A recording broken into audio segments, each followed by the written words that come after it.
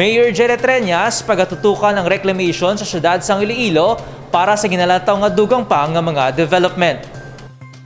Sa pihak sang pag-uswag sang syudad sang Iloilo, may nakita nga pamaagi si Mayor Jerry Treñas para ini ang mapadayon.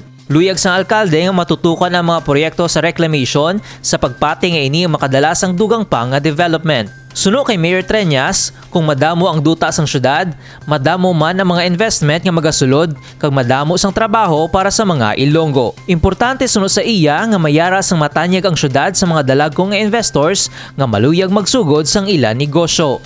Ang isa nga itutukan ta sa ini nga term siguro amo ang reclamation.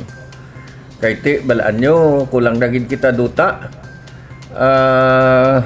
Why na kita duta?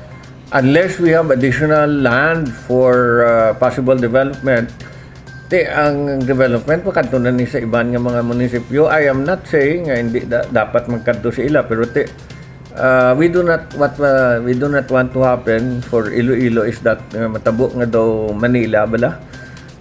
Manila because naubos ng ila duta for development, nagkadto na sa Makati, nagkadto na sa Quezon City, nagkadto na sa iban. Magluwas sa diversion kag Mega World area, luyag pa ni Mayor Treñas nga mayara man sa mga dalagkong nga negosyo sa iban pa nga distrito, kaangay sang Arevalo, La Paz kag Haro. Mahimo lamang ini kung mayara sang bastante nga land area para sa mga dalagkong nga investments, kaangay sang malls, storage units kag manufacturing. If we continue to have more land for development, then and only then sige pa ang aton nga development diri. Ini nga reclamation itulod ta gid ni. Positibo ang alkalde mahimo ini sa iya ikaduha nga termino bangod sang pagsalig sang pumuluyo kag mga business groups sa iya liderato.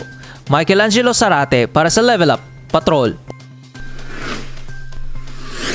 Bangod sang wage hike, alkalde handa nga magsapol upod ang mga business group samtang nag-recover pa ang ekonomiya. Handa si Mayor Jerry Treñas nga magpakigsapol sa mga business group sa syudad sang Iloilo. Ini para mahambalan ang posible epekto sang wage hike matapos nga napagwa sang mando ang Regional Tripartite Wages and Productivity Board nga aprobado ang aumento sa sweldo. Suno sa alkalde, ginpaboran niya ang saka sa sweldo apang dapat man nga balikdo ng mga negosyante bagod nagabangon pa lang ang ekonomiya. Nagalikramo ang mga negosyante, no? And I think may ara man sila nga daw tamaan gid kataas. Kaya siling ko kung gusto nila, they can always meet me.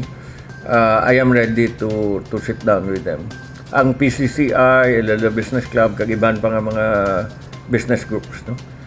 Nahibaluan, ang mga non-agricultural workers magabato na sang 450 pesos kada adlaw gikan sa 395 pesos nga minimum.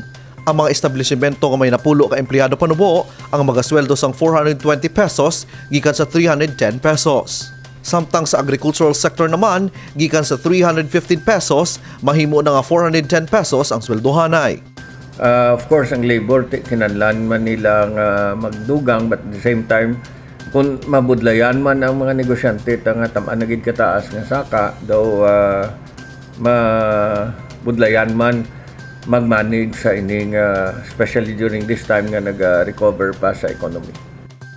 Nagalaom si Mayor Treñas nga sa sinapol nga himuon, mabalanse ang interes sa mga negosyante, lakip na sa mga trabahador. Samtang suno sa Labor Department, mahimo nga mga epektibo ang bagong wage rate sa katapusan sang bulan sang Mayo.